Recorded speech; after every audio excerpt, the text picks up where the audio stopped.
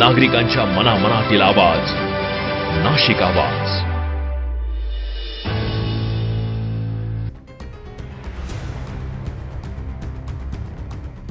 खडू हातातून गेला, मतदार यादीची फाईल हातात आली. शिक्षकांचा संतप्त सवाल, विद्यार्थ्यांना शिकवणार कोण? शाळा की निवडणूक? शिक्षक अडकले दुहेरी जबाबदारीत. शिक्षकांनी विद्यार्थ्यांना शिकवायचं की BLOचं काम करायचं?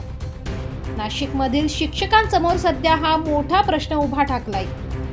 महापालिकेच्या जवळपास 800 शिक्षकांपैकी 650हून अधिक शिक्षकांवर SIR अर्थात विशेष मतदार यादी पुनर्परीक्षणाची जबाबदारी सोपवण्यात आली आहे.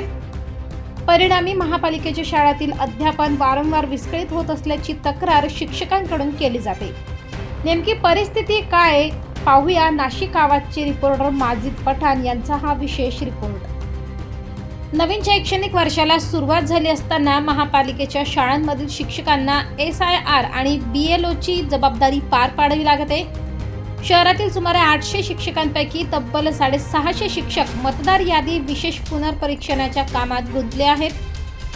त्यामुळे अनेक शाळांमध्ये शिक्षक वारंवार गैरहजर राहत असून विद्यार्थ्यांचे नियमित अध्यापनावर त्याचा थेट परिणाम होत आहे. सर 164ची यादी आपल्याकडे आहे का पाठ? नाही 164. माळी साहेब, माझ्या BLOला तुमचं नाव नंबर दिसतोय. सर माझी ड्युटी आहे, मी भेटू नाही शकत, त्याच्यामुळे मी लवकर कट केला. मी अध्यापन करतोय, पोरांना शिकवतोय मी. अच्छा, मग आता आम्हाला फॉर्म कोण देणार मला आता? फॉर्मला आता तुम्ही एक नंतर या, एक मॅडम येणार आहे मला मदतीला, तेव्हाच फॉर्म. 1 वाजेनंतर येऊ तुमच्याकडे मी असं? हा, पण मग त्या मॅडम आल्या ना, मी अजून त्या मॅडम आलेल्या नाही ना, तर तुम्ही परत म्हणा तुम्ही मला एकला बोलवलं असं व्हायला. नाही, मग BLO म्हणून तुमचं नाव नंबर दिसतंय ना सर, त्यासाठी तुम्हाला कॉल करतो ना मी. 164 आहे ना सर?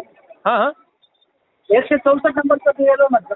हा 164 नंबरचा भाग म्हणतो मी, भाग पार्ट. तेच म्हणतोय सर, मला ड्युटी आहे, मला आज काम करता येणार नाही असं. अच्छा, तर तुमची ड्युटी कुठे शाळेमध्ये का? शाळेमध्ये. मी पण शाळेतच होतो, तुम्हाला भेटायला चालू होतो मी फॉर्म घ्यायला. नाही ना, भेटायला येणार ना, आता मी शिकवायचं हे काम करायचं असं आहे ना, त्याच्यामुळे चालू होतो मी दिवसभरचं. काय शनिवारी या ना, मग शनिवारी या ना. हॅलो, शनिवारी या म्हटलं. शनिवारी? हो.